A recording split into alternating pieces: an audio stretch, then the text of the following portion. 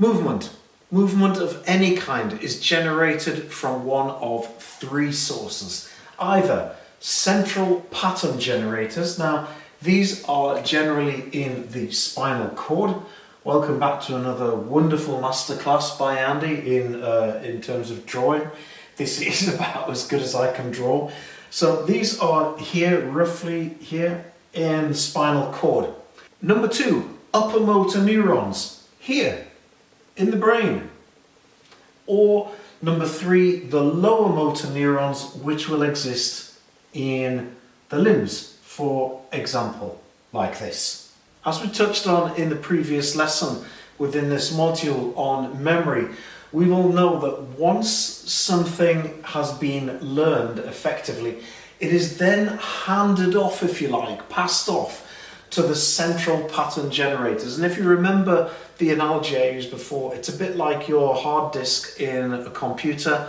It's handed off so that the recall memory is able to remain free to perform that random access memory processing of movement and changes that you need to make to a movement. So when something is stored, if you think about it, a very good example of this would be driving, for example. Once you've learned to drive, you don't really need to think about it anymore.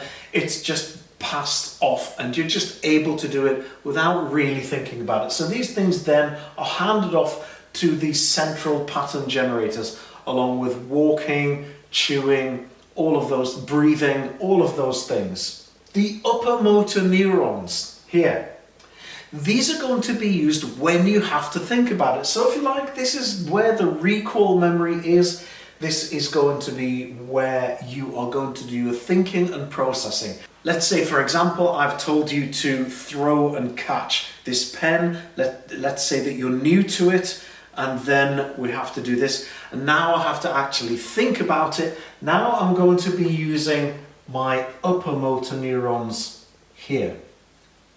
The lower motor neurons are the neurons which are going to affect the movement, if you like. So these are going to come from the central pattern generator, and these are going to be the neurons which will cause the arm to bend or the arm to straighten, for example. So we have effectively, so these are the three things that are going to cause movement within the human body.